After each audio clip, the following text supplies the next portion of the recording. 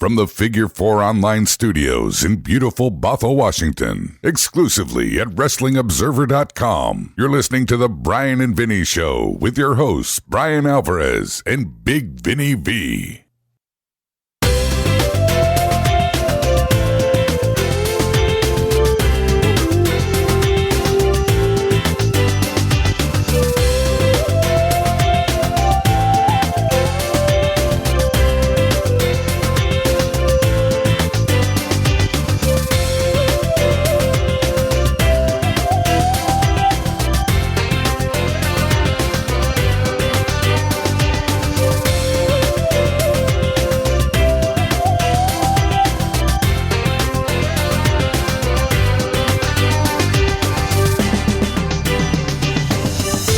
All right, everybody, it is the Bryan and Vinny Show, December 9, 2021, figure4online.com/wrestlingobserver.com.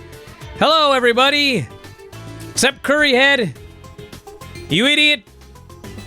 Now he's got a new thing. Now I used to be like the sixth most intelligent person in the Empire. Now I'm seventh because of fucking Oreo. All right, orcas are very smart. Nothing Not wrong. as smart as a man. I've met some men, let me tell you. Well, trust me, I'm smarter than Oreo. All right. This fucking whale. So anyway, I'm trying to think of a better name for a whale, but couldn't come up with it. So anyway, we got a lot to get into today. Everyone, we've got NXT 2.0. We've got AEW Bizarro World. It was. And more. So there's a lot to talk about.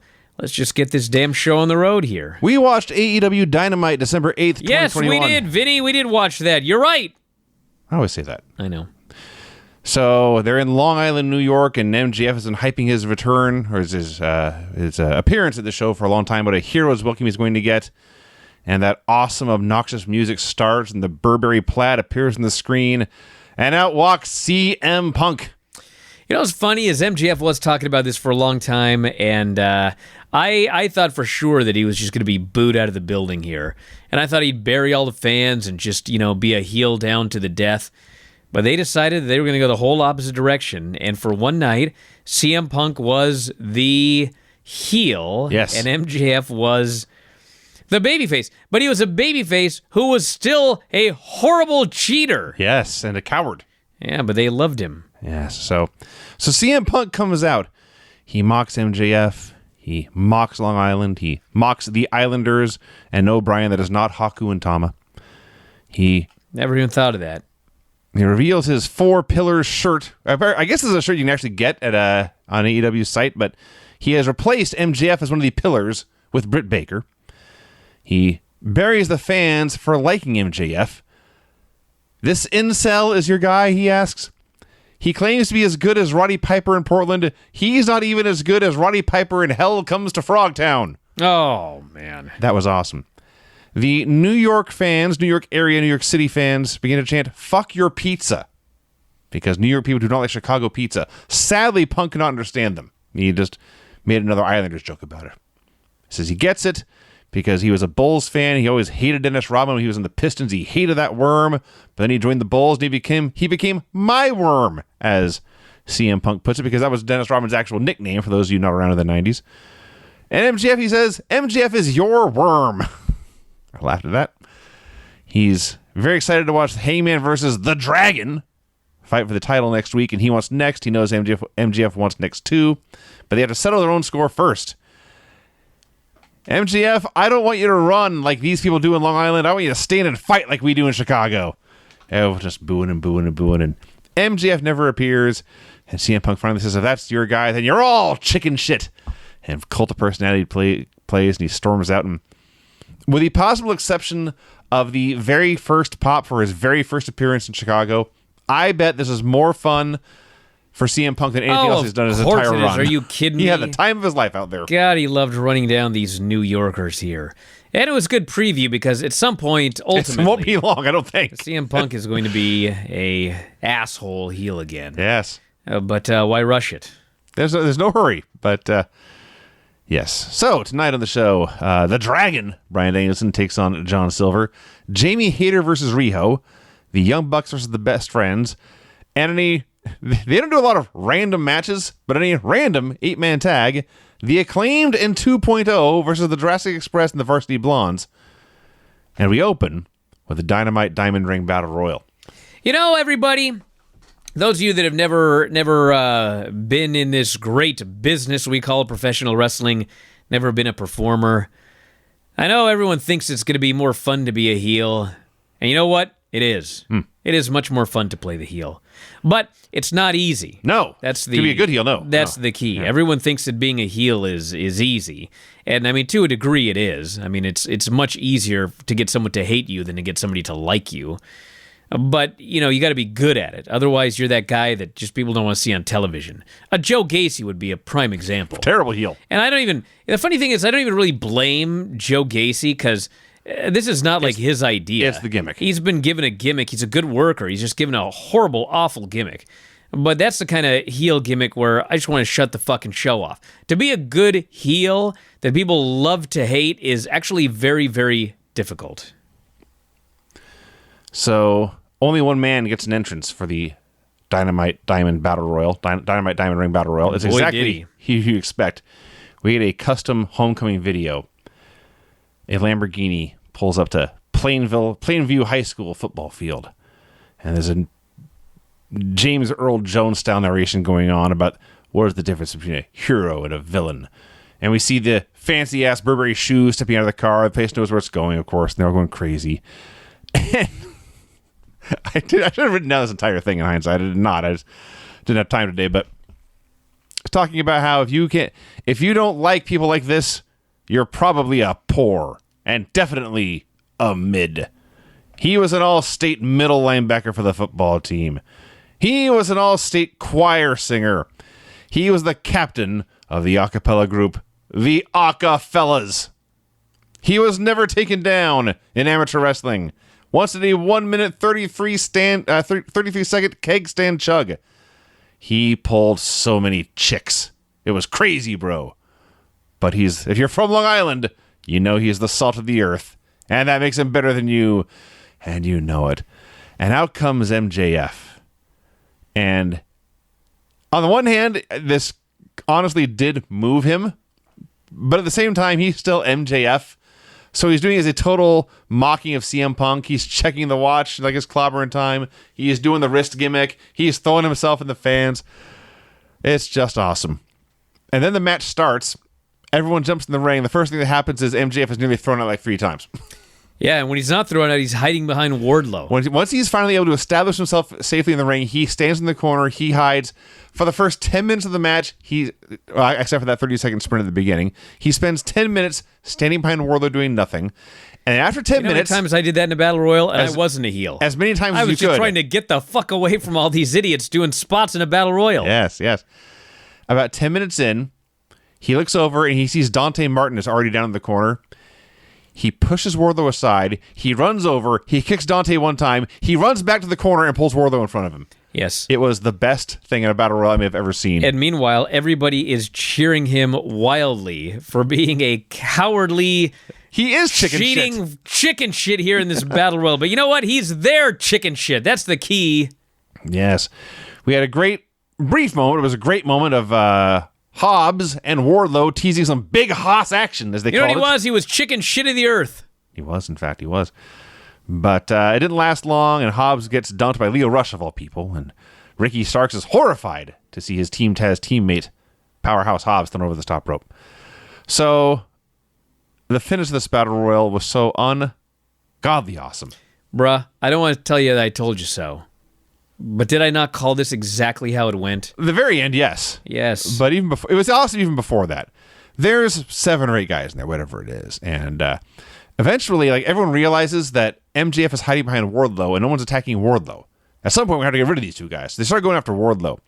And Wardlow's fighting off 2 or 3 guys at once. And Leo and Dante Rush try to dump Wardlow. But MJF runs up and dumps all 3 of them, including his own bodyguard. He's super ecstatic, happy. The place is going crazy. MJF finally threw somebody out. And then Kazarian charges and MJF low bridges him. He is out. And MJF is super happy now until he turns around and realizes he threw out his own bodyguard. He's left in there. There's only 3 men left. And the other 2 are Ricky Starks and Dante Martin, the 2 members of Team Taz. And in my head, I'm watching this thinking, they're going to give him 30 seconds to make a 1-on-2 babyface comeback, and he can survive and go on to next week. And then after that happens, he can go on and be the biggest asshole you ever saw again. But for 30 seconds, he's going to be a babyface in Long Island. The place is going to go crazy, and it's going to rule. And I'm so sure that's going to happen. And then Dante Martin just grabs Starks, throws him over the top rope. We're down to 2, battle royal over. And MJF is surprised. The crowd is surprised. But then they realize MJF won. They're happy. He's happy. And I think they were unhappy when they realized the finals were next week. I think they thought... Well, they're idiots then. They might be. I mean, it is Long Island. They might be. But it was made abundantly clear for the last 3 years how this thing works, Yeah. so I don't know what they were surprised by. So I called this exactly because it was the only thing that made sense to me. The moment they split up Dante Martin and Lio Rush, I just knew they were fucking with Team Taz, and this was the finish that made the most sense for the Battle Royal. And I do believe that the finish that makes the most sense next week is that they give Dante Martin everything on MJF. Boom, boom, boom, boom, boom. He looks great. It does all of his big stuff. And right when you think he's going to win, he ends up getting fucked by somebody on Team Taz. MJF wins. MJF gets the ring again. Because I see no logical reason for Dante Martin to have the ring. Doesn't make any sense. Not right now, no. Especially because there's so many storylines that they could do with MJF with the ring. Yes. He's used the ring for years now. And, you know, if it were me, if MJF is not going to win the title the first time he challenges Hangman Page, it has to be because he fucks himself over with the ring somehow. So I think that's what they should do next week. I think it makes the most sense. Plus, if Dante gets screwed, then you can do Lio Rush versus Team Taz. There's 15 matches you can do with various combinations, including Hook. Oh, we'll get to Hook. So I'm all for all of this. Yes. So afterwards, Starks, an enraged Ricky Starks, attacks Dante Martin, is putting a beating on him, and MJF is at the top. MJF, by the way, stopped to shake Dante Martin's hand and leave the ring. Leave him, you know, in good sportsmanship. They will combat next week. He has nothing else to gain tonight. And he gets to the top of the ramp, and he looks back at poor, helpless Dante Martin taking this beating. And MJF is conflicted. He doesn't know what to do. It's not his problem, but this man has suffered an unfair attack. He could lend a hand. He's not sure what to do. I was watching this here, and as he is waffling back and forth, because he waffled for a long time. Forever. And I sat there I've and never seen a man waffle like this. I thought, what the fuck would I do if I were booking this situation right here? Because we did have this bizarro world of 30 minutes of MJF as a gigantic babyface, but he's not going to be a babyface next week. And so there was that part of me that thought, just fucking keep walking, buddy, and we're right back where we were, and everything's good for next week. But there was another part of me that thought, I would really like to see this guy do a fucking fiery babyface run down the ramp, like save this guy. So, like, the best thing was, I couldn't figure out which one I wanted more. Bailing on this poor fucker, or running down to make the save. And they're so smart yes. that I got both of them. Because he finally decides he's going to run down there. And he fucking starts running, and the look of determination on his face as he's running into this flaming building to save this baby. And he flies into the ring, and then he starts stomping the shit out of him. He never hesitated. I loved it. He never slowed down. He didn't rear back to hit Ricky and then change direction. No, he just zipped in because attacking Dante Martin was his plan from the first step. And they still cheered him. Of course they did. And then CM Punk runs down to actually save somebody that they like, and they still booed him out of the building. They booed Punk, and then Max flees like a coward, and they still cheered him. This was the best 30 minutes. And by the way, it was awesome. It was the... I have to go back to check, okay? Somebody who can do stats can give me this information, but I believe that MJF is... I think in all of wrestling, he is the biggest mover at this point in terms of ratings. And the first half hour of this Dynamite was, once again, the MJF show. The first half hour was by far the highest rated thing on the show. In total viewers, the first segment with Punk, 922. MJF comes out for the Battle Royal, 980. Battle Royal ends, drops to 864, and never hit 900 again. So MJF peaked there in total viewers. And also in 18 to 49, Punk came out 462, MJF came out 467. Highest rated thing on the show is MJF. And this is not an aberration here. He is a big-time mover. So he can put that on his resume for 2024. Sure. I was with you in that I didn't want MJF to be a hero, but I wanted to see him do something heroic in Long Island, right? And I was trying to think of in my head, like I was like with you, I was trying to book how I would do this. And what I was thinking was that MJF would turn to walk away, and maybe you have Ricky Starks grab a mic and say, "That's right, you should walk away. I'm in a bad mood." And now you have MJF. He's not coming back to save Dante Martin. He's coming back to attack the guy who insulted him. That's not what they did. What they did is actually much better. So this whole first half hour of the show, from Punk's promo to the end of this Battle Royal, was just like, I had a giant smile on my face from ear to ear. I was having so much fun. Time of my life. So great. Jurassic Express and Varsity Blondes versus 2.0 and the Acclaimed. They're in New York. Remex Caster. Between this and Rampage, I never realized how many guys in AEW are from Long Island. Max Caster is apparently from Long Island too, although he is very clearly not sucking up to the hometown crowd. Although he did note that Jungle Boy still can't cut a promo. Will run your bitch ass out of town like Cuomo. I laughed at that as well. That was a good rhyme. That was a great line. That's one of the best ever. So, also, they mentioned all four of these tag teams have each won at least 75% of their matches. And obviously, 2.0 is winning on Dark. And I'm not going to complain about anything. But as someone who doesn't watch Dark, I literally can't envision what 2.0 winning a match would look like. Watch the fucking show then. It's free. Did they use a submission hold? I don't know. Use a high impact move? Did they do a technical cradle? What did they do to beat people? I don't know. It'd be pretty easy fucking to find out, Vinny. It'd be easy to put it on this show. Go to YouTube. Yes. We don't need to see these guys winning on this show. They're perfect in their role. So anyway, they had a very basic, very fun match. Heat on Pillman. Luchasaurus makes his comeback. Bunch of high spots. Daniel Garcia teases interfering, but he gets laid out by Eddie Kingston, and Jungle Boy wins with a snare trap. All is well and good. Yeah, my only problem with this match, and this was a very, very fun match, was what is with these referees? Like, Daniel Garcia is grabbing this guy right in front of the referee, and the referee did not do jack shit about it. I didn't like that. But everything else I thought was very good. So afterwards, Eddie Kingston is backstage cutting a promo we can't hear. Yeah, that was unfortunate. Yeah. Of all the people you can't Yes. hear their mic as they're cutting a passionate, angry promo on Long Island. Yeah. It happens to be poor Eddie Kingston. And Ortiz is there, and 2.0 attacks, and this obviously is going to set up a trios match down the line. So there you go. Apparently, everybody but us saw Bowens punting Pillman in the face.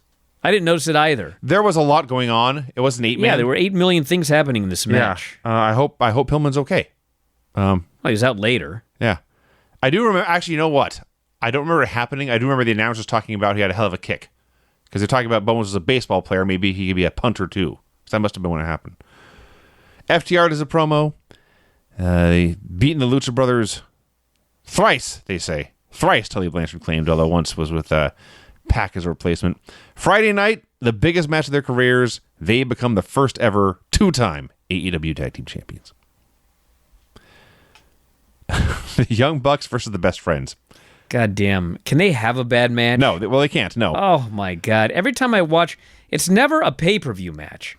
It's always a TV match, a nothing happening, random, middle-of-the-show television match. Or I watch the Young Bucks, and I think they should get 100% of the votes in the Observer Hall of Fame when they're eligible as a tag team. Like, they're the absolute great... If you don't think they're the greatest tag team of all time, like, that's fine. But, I mean, how in God's name can the Young Bucks not be in the Observer Hall of Fame for their tag team work? It's a fucking impossibility. They were so good in this... I hate to use the term nothing happening, but it is a random match on a random Dynamite Chuck Taylor and Rocky Romero, who isn't even with the company, by the way. Yes. I mean, he's awesome, but I mean, he's not like an AEW wrestler. He's a New Japan wrestler. But it's Chuck Taylor and Rocky versus the Young Bucks, and they just fucking had the best match. So Nick Jackson is a great pro wrestler. I can't stress this enough. He is great at wrestling, but it may be like the fourth best thing he does behind strutting, fashion. I'm assuming he's responsible for a lot of these rompers and the nose to ear chain. And I must now also add clapping. I enjoy watching him clap more than watching him wrestle. When they did a tease dive into a parody of their own Kiss Adam Cole spot, but when he goes to get the crowd fired up and he starts to clap with his hands and then at the same time is clapping with his knees in his hot pink outfit, I'm beside myself. I know people sometimes don't like the spot where they hit the ropes multiple times and then, they could attack their opponent, but instead they decide to slide out of the ring and kiss Adam Cole. I pop every time. They're douchebags. And it's great because, you see it coming a mile away. Yeah. Because Adam Cole's outside the ring. And with his back to the ring. Well, that's the point. They start hitting the ropes, and Adam Cole's not in the ring. So, at first you're like, okay, what spot are they going to do here? They hit the ropes, then they hit the other side. Then they start hitting the other side again, and you're like, okay, something's coming here. And then you notice Adam Cole facing the hard cam. Yep. Just shit-eating grin on his face, cocky as can be. They fucking slide out and kick him, and they kiss him, and it was so awesome. Yes. And of course, this leads almost immediately into them getting their asses kicked. Yes. Because that's the key to the Young Bucks matches. Yes, they fuck around and they do stupid shit, and then they pay for it. Yes, that's the key. That's the point. They're supposed to be bumbling fools, arrogant pricks. That's how it works. That's what they are.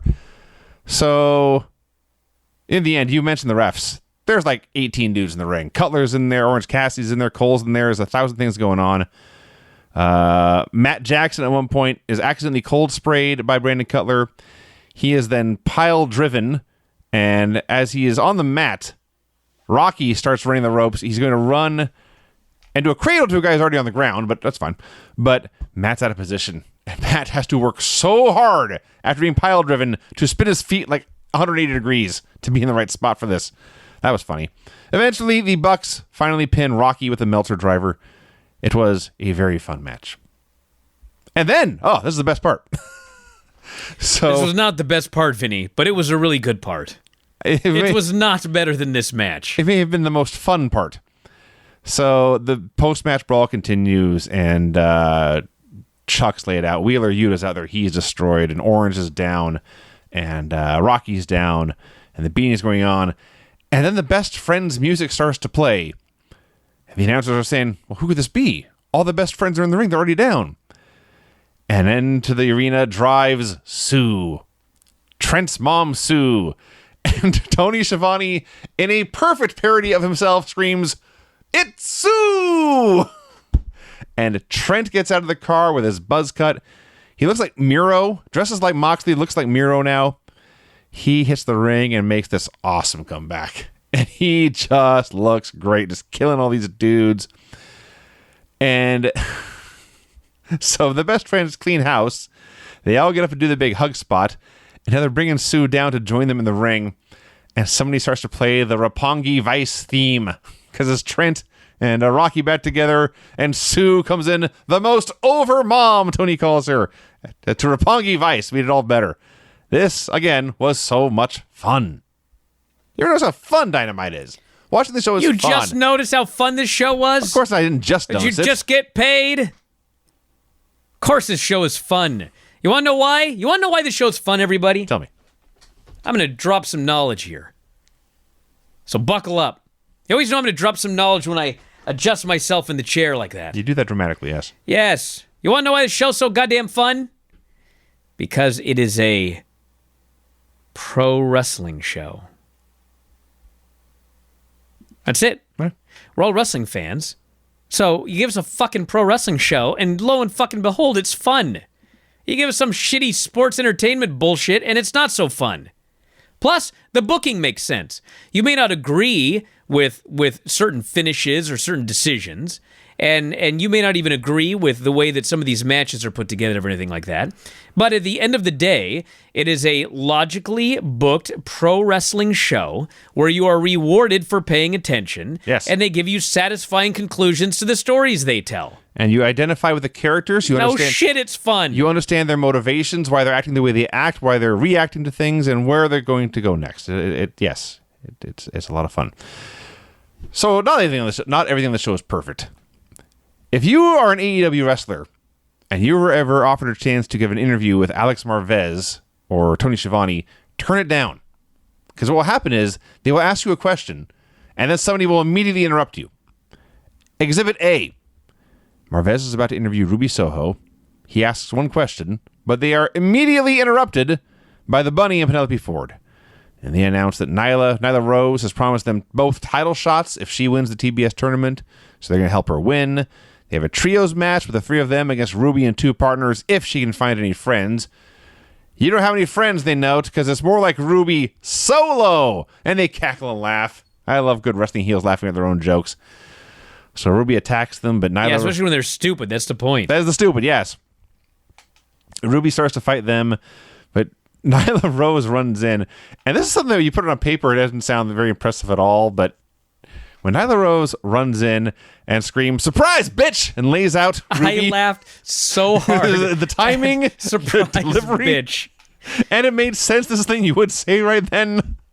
The only problem with the segment was the way that they were blocked, so to speak. Sure. Was such that theatrical terms. When the baby faces ran in with the chairs, the heels were actually trapped. And they were unable to... Because... I don't remember who it was, but like one of them backed up and they backed right up into the monitor. Oh, yeah. And there's nowhere to go. They're trapped. And so the baby faces just stood there with the chairs and let them get into position to run away. So it wasn't perfect. This, some of this stuff I wonder, is this a pre-tape? And if it is, like, do it again. Yeah. Although the surprise bitch was so good that I'm actually glad they didn't do it again. Yeah. That was awesome. So it was Anna Jay and Ty Conti saving with the chairs. So there you go. There's your trios match. The very next segment. You don't watch Observer Live, Vinny? No. All right. I did watch the Danhausen Oreo show. Oh, did you? Yes. Yeah, it was very popular. I will just say my favorite moment of that show was Danhausen is not evil enough to work at Applebee's. That place is gross. So anyway, I didn't see it myself, so I don't know any of the comedy. Yeah. But anyway, today on Observer Live, during the commercial breaks, we air old matches. And there was a match from the YWF. Oh, Christ. Oh, yeah. 1994, I believe, at Leading Edge Gymnastics. Myself against Jeff Perigo, who I believe his gimmick was he was the Druid. I don't remember Jeff Perigo. But he just dressed like a normal guy. Anyway. So there was a lot of that in the YWF, actually. So anyway, we're doing this match, and I came down to the ring. I had this Shawn Michaels ripoff jacket, and I had my backwards baseball cap. And I fucking swear to God, I'm watching this thing, and I thought, what the fuck is Sammy Guevara doing in the fucking YWF? And the funny thing is, like, Sammy Guevara's gimmick is he's a Spanish god. Yes. But if you ever noticed, like, Jericho always asks him to say something in Spanish, and you never know Spanish. He doesn't know any Spanish. Yes. So, like, it's he could be my I don't know. I have to do the math. I don't think he could be my son. But he could be like my cousin or my little brother. You could be a nephew. Maybe he could be my son. Your nephew is safe, but he could probably be your son. But fuck, you watch this YWF match, and it is uncanny. Yep. This Sammy Guevara coming out here having a match with the Druid. He's the beast. Yes. Well, that is funny, Brian. But more relevant to this show for the other 900 and some thousand people watching. We go to interview Ruby Soho. She's immediately interrupted before we can answer. Shivani goes to interview Sammy Guevara. He's immediately interrupted before he can answer. So it's Cody Rhodes. Cody comes out, quite frankly, looking like he is still on fucking fire. He may well be. I don't know. I presume these all are over his real arms. burns. I mean, I don't know how much of it was makeup. It could have been makeup, real, but he got burned. If it's makeup, it's makeup applied exactly where he was, in fact, on fire. Yeah, God help me. I thought it was stupid at the time. This is a week later, and I'm like, that was really stupid. But he's alive, and he's actually awesome here at just trolling fans at this point. Like he's not a heel, but he goes to get heel reactions. He talks about how great Sammy is doing with his open challenge, and he wants Sammy to know, you're from one good guy to the next, he says. For Christmas Day, your open challenge has been filled. It's official. You'll be defending your title against me. And of course, Sammy's a fighting champion. He's happy to hear this. He shakes Cody's hand. Cody then takes 2 steps towards the heel ramp and then stops and catches himself and goes back to the babyface ramp. He is really good at being Cody Rhodes. He knows the gimmick. Now, before we get any farther, Sammy is immediately interrupted for the second time in this segment by the Men of the Year, who are in the crowd to bitch about Cody getting the title shot. Maybe if I was an EVP and I kissed Tony Khan's ass, I'd get a title shot too, Ethan says. They promise Dan Lambert is coming back. And then Scorpio Sky says he's in the top 5. Sammy needs to face him. It was a very good Scorpio Sky promo. So there you go. Jacob, I don't think Sammy ever spoke. Jacob here says, no, he accepted the challenge. Jacob here says those were definitely real burns. I'm sure that if not all of them, the vast majority of them were real burns. But it does really say something when you fucking burn yourself to a crisp, and then people are wondering if those are real burns or makeup. Yeah. You know? That's like you see those guys, they used to do this hardcore match, they're fucking bleeding all over the place, cut themselves left and right, as Ric Flair once said. And then these fans watch and presume it's ketchup. Yeah. Makes you think maybe you should be using ketchup. I would rather just go use ketchup then, yes. Yeah. Thunder and Jade video package. Thunder notes that Jade beat her with a chair because that's the only way she could beat her, can't beat her clean. And Jade says, I beat your student, I beat your top student, it was easy. And they'll have their semifinals match, I think on Rampage. Coming up here. Jamie Hayter and Riho. God. One of those matches where you're not sure what's real and what's not. How much did she really kill her, and how much was fake? What was? Yes, you're right. But what's funny is they did like very early on, like Jamie caught her on a crossbody or something, and just his big ass body slam, and then just proceeded to lift her up and throw her down, and lift her up and throw her down, and lift her up and throw her down. And I know Jamie Hayter is strong. I know Rio is tiny. Mark Henry would go a month without doing this many power spots in a match. It just made me laugh. And then, yes, the second half especially, the brain buster where she just dropped her right on her head, immediately follows by doing a choke breaker to snapping her in 2. And Jamie beats her and beats her and beats her and beats her and beats her and beats her. Can't put her away. And then finally Riho just gets an avalanche, what do they call it? The crucifix bomb off the top there.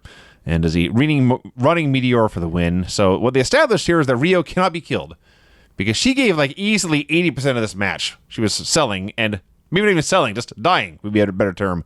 But she survived, and she still won clean, and then Britt attacked and put her in lockjaw. Yeah, I enjoyed the match. I hope everyone's all right. I mean, I don't know. So for Rampage on Friday, we have FTR versus the Lucha Brothers for the tag titles. The 6-woman match with Ruby Soho and Ty Conti and Anna Jay versus the Bunny and Penelope Ford and Nyla Rose. And Adam Cole versus Wheeler Yuta. Yeah. Given Wheeler's recent stretch of matches, I don't know, man. We'll see how that goes. Now, most important thing on the show. Taz has an announcement. Guess what, dummies, he says. This Friday on Rampage, the secret weapon, Hook, is going to make his in-ring debut. It's Hook versus Fuego del Sol. Last seen being killed repeatedly by Miro. I'm sure it's going to happen on Friday as much worse. And Taz is putting over Hook, and he promises we're going to see that Hook is all that and a bag of chips. Taz was absolutely fantastic on this show, by the way. From the moment that his crew got fucked in the Battle Royal, like he was just on. It was like he broke open a bottle of absinthe as soon as that happened. And he was on. He was so fucking funny on this show.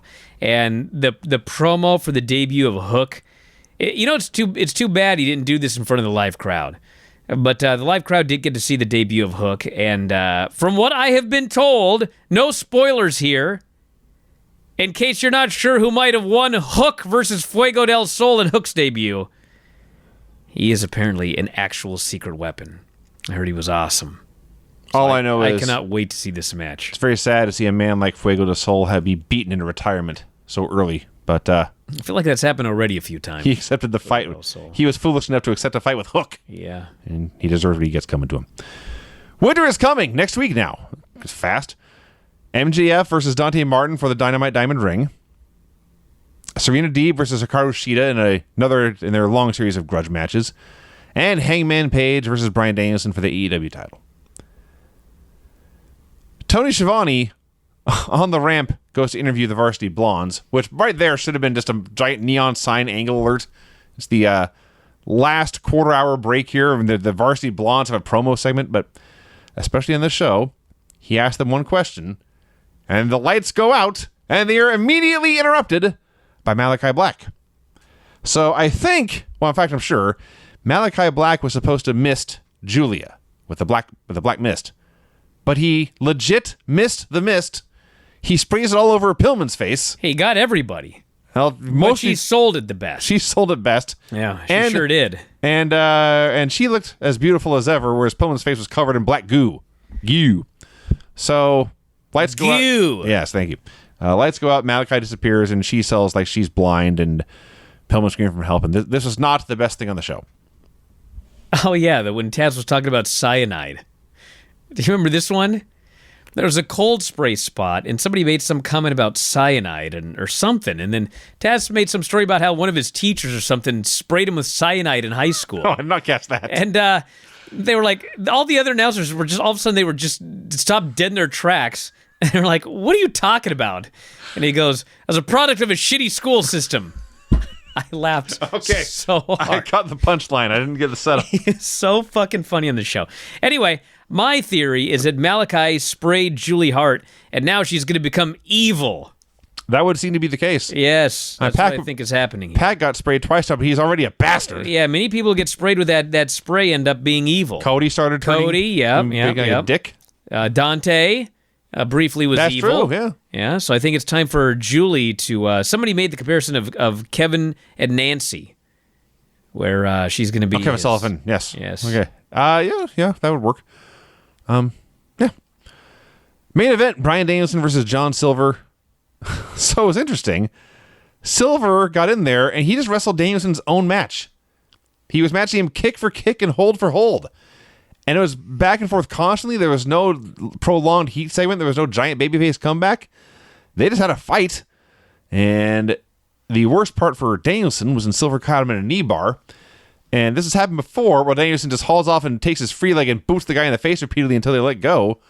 But Silver just absorbed these boots and laughed at him and stuck out his tongue. And so it was Frank Shamrock who I saw doing this once. And Danielson drags himself to the ropes and gets the ropes, and he escapes that knee bar. He escapes the spin doctor and eventually catches the MMA elbows and just elbows him to death. And there's an example of a match here where their job was not to go out and have the best match anyone in that crowd had ever saw. Their job was to go out and have a good match in the main event, but in the end, Danielson had to win in dominant fashion. So once Danielson got this late advantage, finally, it took him a long time to get it, by the way, but once he got it, it was over. He lays in the MMA elbows of death, and Silver already looked out of it by then. Danielson then unveiled the Gotch-style piledriver, stolen from Minoru Suzuki, and as soon as he hits this move, Silver's out. And Danielson put him what I think was a full Nelson. But Silver sold it as if he was unconscious. It was this is Danielson's deal where he kills you, and then when you're dead, he puts you in a submission just to be an added dick. Yes. And then, of course, the referee has to force him to break the hold. It was a full Nelson on the mat. Yeah. It was... Grounded full Nelson. Yeah. But Danielson wins via ref stoppage. And again, I say it was not their job to have the best match they could have. It felt anticlimactic for a brief moment. I thought maybe Silver had actually been hurt, but then obviously what happened next, that's not what happened. So Danielson declares that he's going down the list. He is kicked in everyone's head. Evil Uno, Colt Cabana, Alan Angels. He looks at the defeated, unconscious John Silver and says, "Oh, wait. I am a man of my word." And he goes to kick this man's head in until Hangman makes the save. He flies out there, and Danielson runs away quickly, and Page vows, "I'm going to stomp the cowboy shit out of you." And there you go. And that's the main event for next show. And that was that. Dynamite was really good. This is a great show. Great build to Winter is Coming. Not a bad match on the show. Fun angles. stuff you never get to see. It was like a special show because we got MJF as a baby face and Punk as a heel. I thought this show was great. I thought this show was much better than NXT 2.0. Oh, it was. Although NXT 2.0, I got to review it actually to get my real thoughts. I've noticed. Yeah, I think I'm numb to it. We watched NXT 2.0 December 7th, 2021. They recap War Games, which then... Okay, I didn't watch War Games, but I watched this recap. And what I saw was Kyle O'Reilly and Von Wagner lost their tag team match. And then Von tried to attack Kyle O'Reilly, but Kyle O'Reilly was prepared for it, and he laid the guy out. So now they're having a cage match. And as they're grappling in this cage match, I am told repeatedly by Vic that Kyle had given Von the benefit of the doubt. Bullshit. He knew the guy was going to turn on him and attack him. That's why he was prepared for it. He never gave the guy the benefit of the doubt. I think he's talking from the beginning of their team. But apparently that's still not true. He was ready. He was not surprised one bit when Von Wagner attacked him. Well, he was always prepared, but he gave the guy the benefit of the doubt by tagging with him for months. Because we had used this guy to try to win the titles, and as soon as it didn't work out, Kyle was trying to use Von Wagner? Apparently. I think you're overthinking that comment, Vinny. Of all the stupid comments on this. So we've been watching these early Raws. You know who wrestles like a 1993 Raw guy? Von Wagner. Well, yeah, that's exactly what they want. He's big. You know what I like about him? He's using a headbutt now. He's got Should be his finisher. The kind of Harley Race style from the mat diving headbutt. But other than that, you know what you can do? Clubber and forearms and stomps. Yeah, but you know what, Vinny? I talked about this yesterday on Observer Radio. I'll say it again here.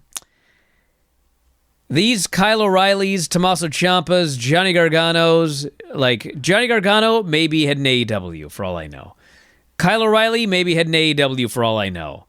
When Ciampa's deal is up, he may be heading to... Dude, they need these guys here. Because this Von Wagner-Kyle O'Reilly match was not like a great match, but it was probably the best Von Wagner match I ever saw. I'm sure of that. Why? Because he was working with Kyle O'Reilly, okay?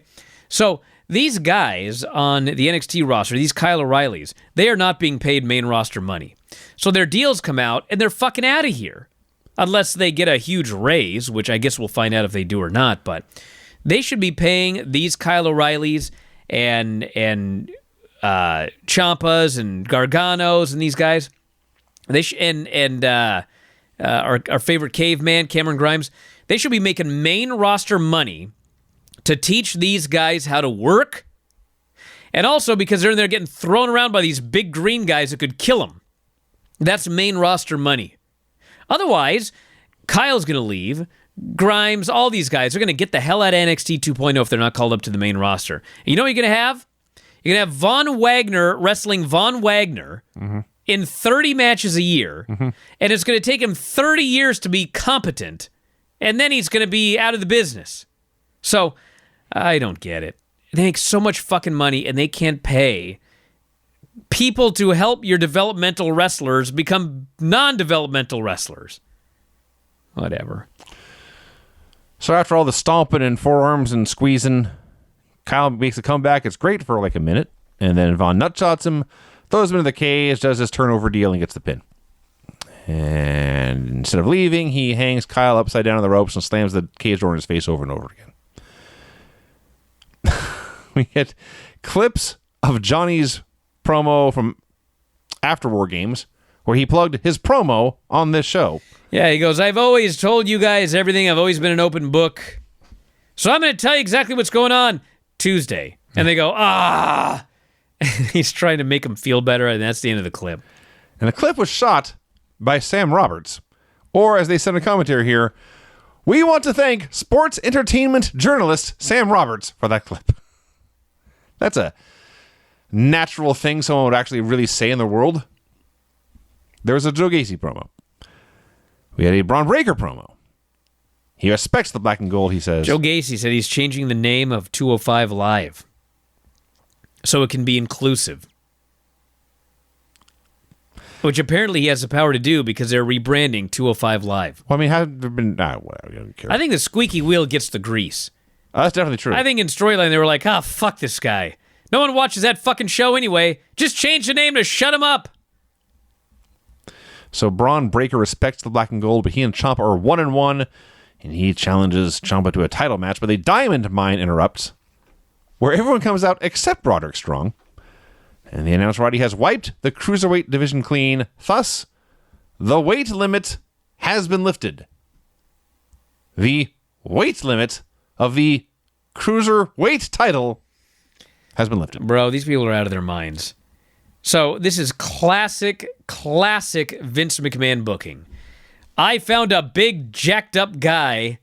He's going to be going for the title, so he's going to beat a champion in a non-title match. I was actually stunned that he was not signed to beat Imperium in a 1-on-2 match. That's even more up Vince's alley. Maybe that's coming up in a couple of weeks. So they promise next week Roddy will put an end to the unstoppable Braun Breaker, and Braun accepts. So at the pay-per-view, Braun Breaker was on the heel team, and Roddy Piper was a babyface beating up Joe Gacy, and now they have... Roddy Piper? Who the fuck's Roddy Piper? Roddy. I mean, I know who he is. I wrote Roddy Strong, who is not Roddy Piper in any way, except first name. Anyway, he was a babyface. Now they have inexplicably flipped. Piper was also mentioned in the other show. So he's on. Why don't they just call it the NXT Openweight title? Well, Brian, they didn't take the 4 seconds to think about it and come up with that name. God, this fucking shit. The Creed brothers versus BJ and JB, with the grizzled young veterans on commentary and Imperium showing up at the Crows. You know what this was? You know what this is, Vinny? This is NXT in a year when all the good workers have gotten the fuck out of here. This was, in the words of the late great Buddy Wayne, the fucking blind leading the blind. Yes. And it was not good. No. And everybody looked very green on national fucking television, getting a .11 in 18-49. What the fuck do you want anybody to do about it? So, on top of having a bad match, we had an inane finish. Oh my God. Someone put way too much work into thinking of this one. The things that they don't put any thought into compared to the shit that they overthink is one of the great stories. I could write a fucking book on this. That should be my next book about things that WWE obsesses about, and then the things that they don't give two shits about, and the vast difference between these two things. So for some reason, and I don't know why, and I don't care, the grizzled young veterans want to screw BJ and JB.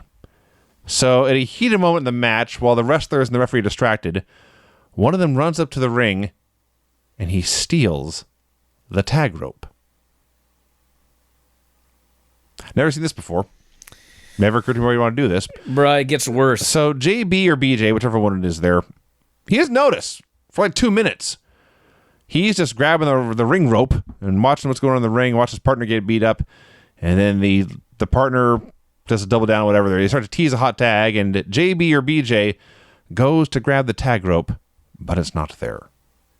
And JB or BJ tags in BJ or JB, and the ref says, "No, that is not a tag. You don't have the tag rope." I was so fucking furious when I saw this goddamn fucking finish. There's more. I'm not done. Because the point of the tag rope is to make sure that you're in the corner and that you don't walk halfway across the ring to tag in your partner. Like, he's got to make it all the way to the corner, okay? So if there's no rope there, but your hand is on the goddamn fucking top turnbuckle, how is that not legal? Then you really started thinking about it. It's like, so you're telling me that if I do a tag match, I can steal the tag rope, and that team is never allowed to tag in. And never tag so I again. can just 2-on-1 this fucker for the whole match and beat him? So it sounds like everybody should be stealing the goddamn tag rope before the match. This was so stupid. The ref trying to enforce this tag rope rule when there is no fucking tag rope. And the heels are holding up the tag rope like, hey, look, we got the rope. The ref's like, sorry, he's not holding it. Bro, if you go out and hold onto the rope by the announce table, then I'll let your buddy go out there and tag himself fucking in. Even though you're both outside the fucking ring. Is that what I'm supposed to believe? I don't know. God. Now, there's more. So JB and BJ can't tag anymore because there's no rope there. So BJ or JB is on the apron yelling at the Grizzled Young Veterans while JB or BJ is in the ring and he bonks a Creed into JB or BJ and then BJ or JB gets the Bro, pin. can you use his partner so people can figure this out? He ran the guy into his own fucking partner who had no tag rope, knocked him off the apron, and then rolled up the other guy for the pin. So for those of you keeping track, okay, Jensen and Briggs look like fucking idiots because of the lack of a tag rope and because they ran each other together to get to the finish. The Creed brothers look like fucking idiots because it was a 2-on-1 match and they still managed to lose. The Grizzled Young Vets look like fucking idiots because they stole the tag rope to fuck the babyfaces and the babyfaces still won. The referee looked like a fucking idiot because he was a fucking idiot. Am I missing anybody? I felt like an idiot watching it. The only ones who weren't fucking idiots were Imperium, who are supposed to be heels, but they're so awesome, the fans are singing their fucking music when they come out to watch this match. Yeah, the crowd was singing Imperium's song in a match they were not in. 4 either idiots or sets of fucking idiots in one match. Actually, I can do the math. Brooks and Briggs are 2. Creed brothers are 2. Referee is 1. And then Grizzled Young Vets are 2. So we had a total of 7 fucking idiots in one match. I'm so happy you didn't make it 8. God. Yeah, here I simply wrote in all caps, what in the hell was that? It was a horrible fucking match with 7 fucking idiots involved in storyline. .11. Von Wagner declares that his war games have just begun, and then Robert Stone is there, but he does not get to talk.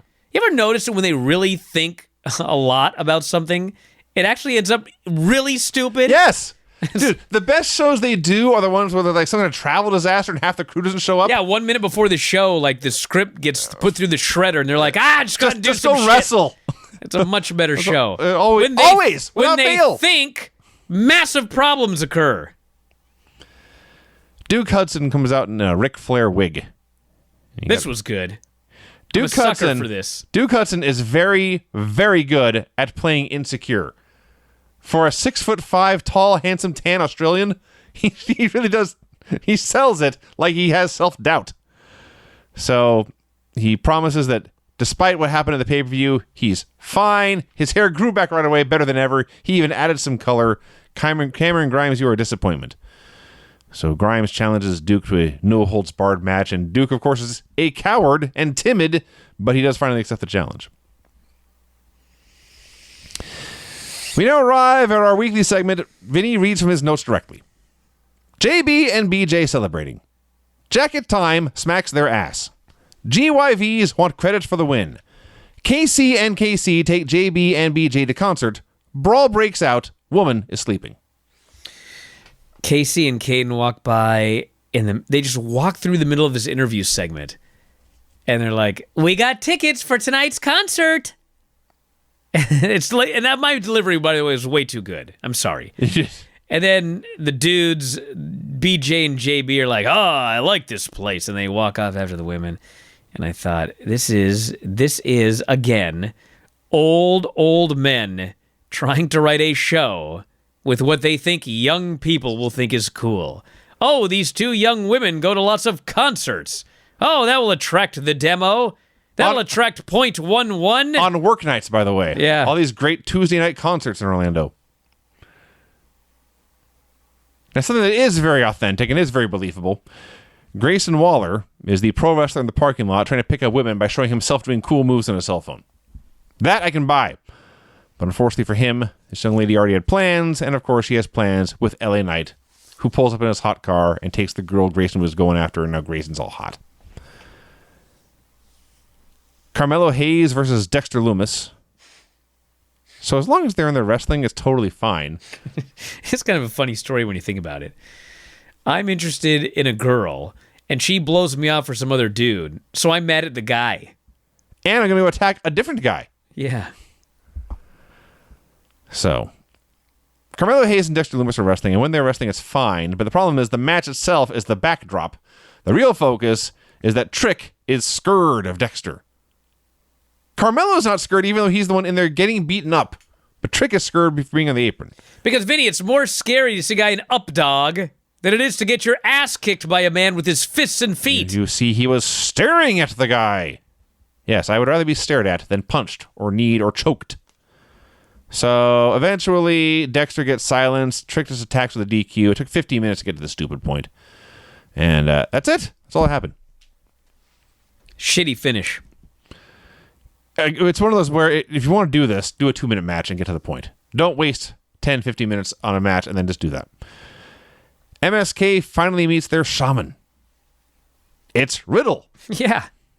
So I don't know if this is... I hesitate to even mention this, but one person told me, so this is not double sourced, but one person told me that they were going to find Jeff Hardy. Oh. And that he was going to go down to NXT for a while. Yeah. And anyway, then he didn't. Yeah. So, but it makes way more sense for it to be Riddle. So that's why I presume it's true. Because anyway, I don't know if Riddle's really a shaman. I can't see him and MSK hanging out, being buds. So they talk about the Dusty Cup when Riddle was there teaming with Stallion Pete. Riddle misses Stallion Pete, and they actually have like questions and advice. They're worried that by debuting the Dusty Cup, winning the tag titles, they may have peaked too early. Now things haven't been going as well, so they stop having so much fun and be more serious. Riddle says, you don't need to change. MSK needs to be MSK. Now, why don't you show me what's in that bag? Because sharing is caring. And he opens the bag, and Riddle's very impressed. And he's very, very happy. But it's like the briefcase of Pulp Fiction. We don't actually see what's in the bag. We can probably guess. It's less of a mystery than Pulp Fiction. Mandy Rose promo, she has nothing to say. I really liked that thing with MSK and Riddle, by the way. Okay. I thought that was really good stuff. I liked it. Persia Parada wants Indy Hartwell to focus on the team. Mate, she says, you need to leave the love at home. I'm sure we have some Australian listeners. But this came off like a dumb American writing a bad Australian accent. And I think they're really Australian women. So I assume it was not their fault. You need to leave the love at home. So Dexter is there, and Indy jumps into Dexter's arm. She's not leaving the love at home. And then Johnny Gargano arrives. He's happy to see his daughter and her husband together again. Oh, Christ. So it's Toxic Attraction. Whatever cares. Versus Valentina Feroz. My God, the posing. Holy smokes, did they do a lot of posing. I don't even... Lots of walking and posing. I'm not even talking... Upset's the wrong word. I'm not even focused on them this week. Valentina Feroz and Yulissa Leon are standing... One's standing in the ring and one is like squatting.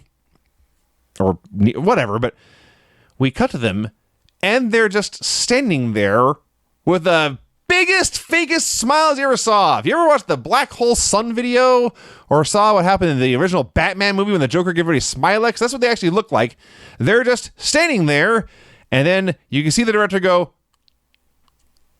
and they start to move, and they're gyrating and posing, and it's the fakest, phoniest, silliest, weirdest, uncanny valleyest thing you ever saw. You know what it was, Vinny? This match, the blind leading the blind for the most part. This was very, very blind. There was a TV match going on. JC Jane won with a rolling big boot. Yeah. Thankfully, it wasn't very long. No. It was much shorter than the other tag match. Mandy calls out Cora Jade or Io Shirai or Raquel Gonzalez. Cora Jade answers. Then Raquel comes out with a chair, and the bad girls run away. And that was it. A colossal waste of time. Yeah, this led to a segment backstage where Cora Jade, who needs to work on her delivery a little bit. Oh my God, that part. She says, "Oh Jesus, oh God." You know, I won War Games, and I also beat Mandy Rose a few weeks ago. Can you imagine if I could become the next NXT Women's Champion? You're being way too easy on this. I know, I'm trying.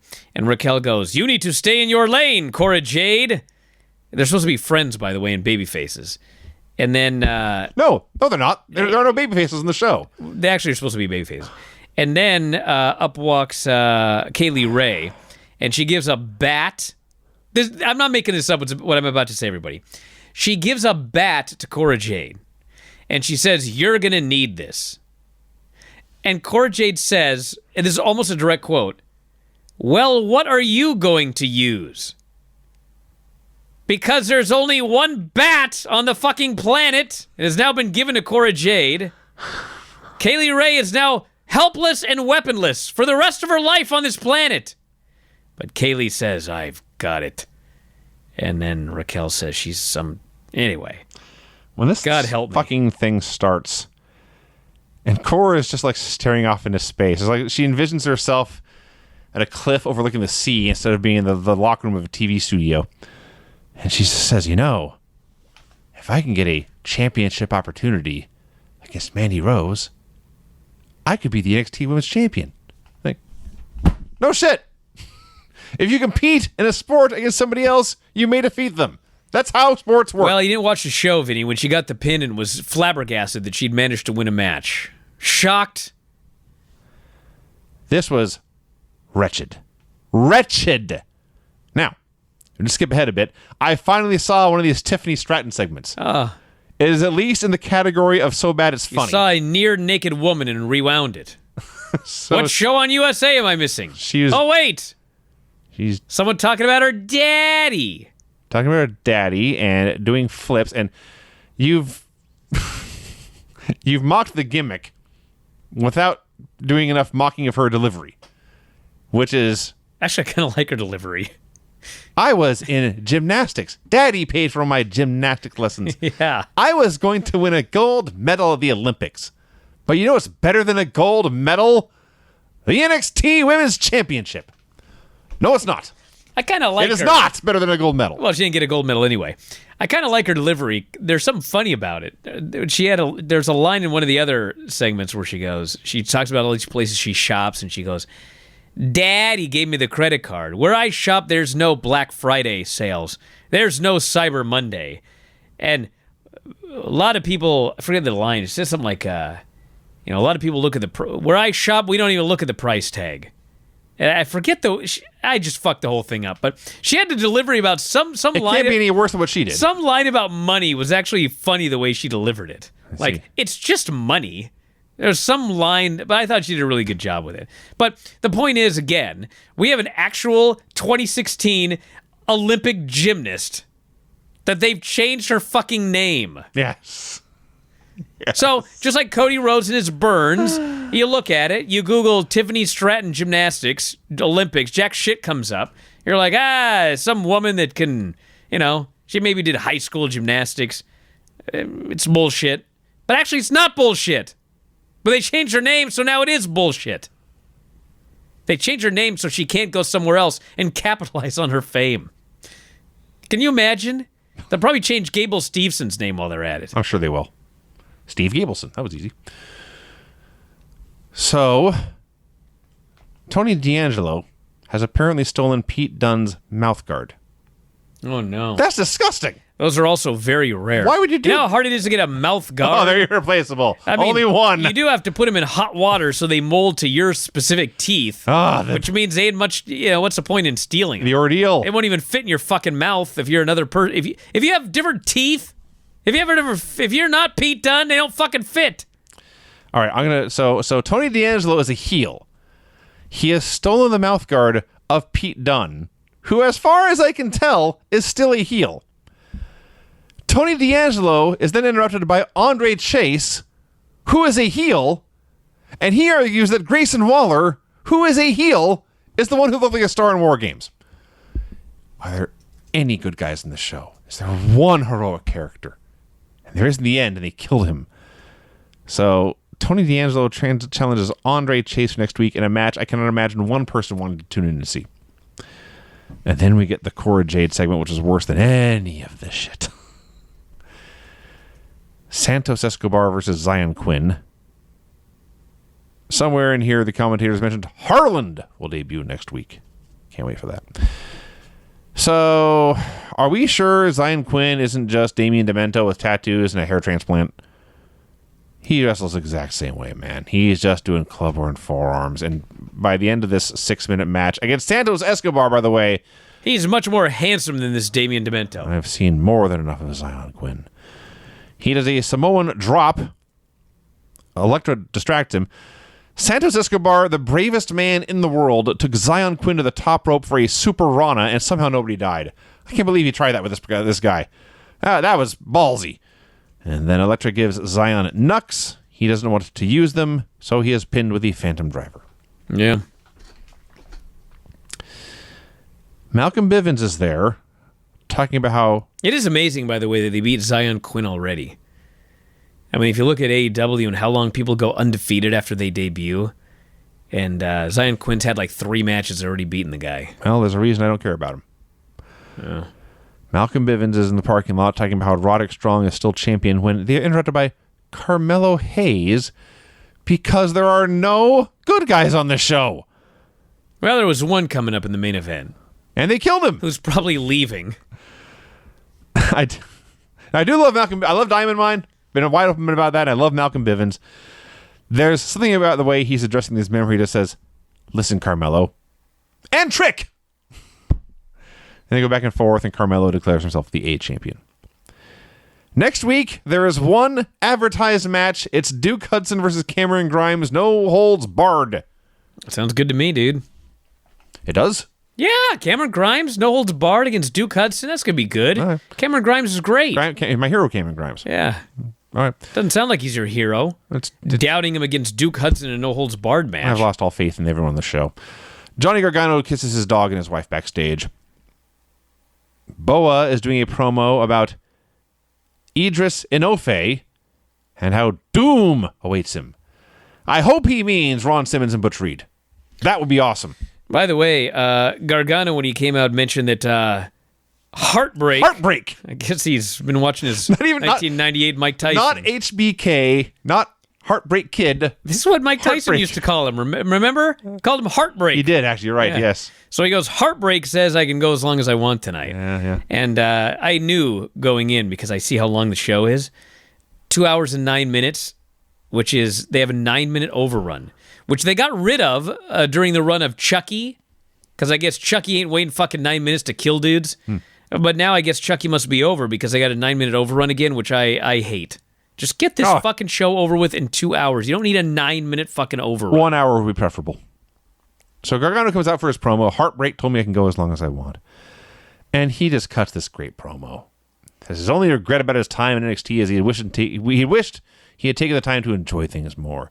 He was always worried about whether if he had a promo or a match, if it was everything the crowd wanted, everything they deserved. And he explains, when he showed up here, he was told he would never be in NXT.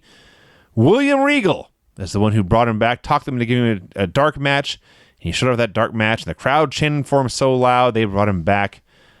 The crowd responsible for him being there. He thanked the crowd. He thanked the producers. He thanked the trainers. Thanked all the backstage guys. A bunch of names no one watching at home ever knows who they are because they work backstage. Says change is scary, but it needs to happen. And you'll never fail if you bet on yourself. I bet that's just not true. I bet we can find thousands of guys who betted themselves and failed badly. In February, he starts the most important job of his life. He's going to teach his son to be the best he can be. And the crowd starts to go crazy. Now, I watched this after the fact, and there's all sorts of photos from the fans out there of what happened. And you see him, he's doing sitting down in the ring with Ciampa, and Tim and Ciampa and Kyle are on the floor talking about whatever. And so I figured what would happen was Ciampa would come out and the fans would be screaming because they think Ciampa's going to attack his old frenemy. But no, it's Grayson Waller. And he beats up Johnny Gargano, hits him with a chair, smacks him around, throws him to a table, and the show ends. Dude, I thought Johnny Gargano was fantastic in his promo. Oh, it was so fucking good. He was the greatest babyface ever. It was a great promo. I could not believe, my gut tells me he's actually staying. I know everyone thinks he's leaving, and he may leave, but I don't know. If I were Johnny Gargano, there's a lot of things to think about here. I mean, you're going to have a child, and if you can stay in NXT and get a trainer's gig and a wrestling gig, so a double contract, and you're going to work, not even once a week, you're going to work sparingly, and you're going to be right there by your family all the time. Almost exclusively in Florida, You're never going on the road. Nope. I mean, if you're going to make comparable money, I think that he would be just fine staying here at NXT. Plus, he's got a lot of miles on his body. Yep. And do you want to go in there and do AEW-style matches and that sort of deal? So I think there's a decent chance he's staying. Plus, the fact that they let him do this. Also true. But he could show up on AEW next week for all I know. But anyway, the point of this is I thought he was fantastic here. And he was so good that when Grayson Waller attacked him, Grayson Waller got legitimate heat from these fans. These fans are chanting piece of shit, which I don't think I've ever heard on a wrestling show. I know I've never heard it in WWE. I've never heard the crowd chant piece of shit at somebody. It wasn't you suck or whatever. It was piece of shit they were chanting. And that's how the show ended. So I just thought the ending of the show was an absolute grade A, perfect encapsulation of World Wrestling Entertainment in 2021. Because what they did was put a guy out there, have him speak from the heart. It was not prescripted by anybody else. He wrote all his words himself. He used the word wrestling and wrestler a few times. And everyone loved it and was happy. And then they had him killed by a guy whose gimmick is that he's in wrestling, but he hates wrestling. He's a social media star. And he did it all to get heat. And it doesn't matter if you were having fun. Like Dynamite is all about having fun. WWE is all about heat. And this is a heat segment to end this, to set up a feud that for all we know is not going to happen. Yeah. What a kick in the sack. Well, it's a WWE program, so you're going to get kicked in the sack. If you watch the show, your sack will be beaten. Yeah. There you go. Dynamite wins. Yep, Dynamite was the winner here tonight, and we're going to be back on Sunday to talk about Rampage, and I guess our weekly Q&A as well. So that's coming up, and I think it's too late for everybody.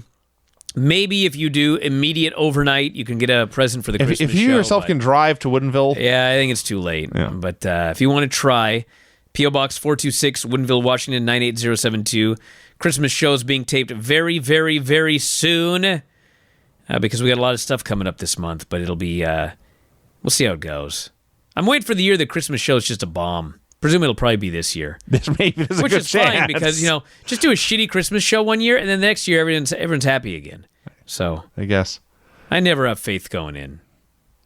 I never have faith going in any show we ever do. I just give more liquor. They seem to work out more often than not. All right, everybody, we're going to wrap it up for today. That is it. Video.f4wonline.com, WrestlingObserver.com. We'll talk to you again after a while. Adios.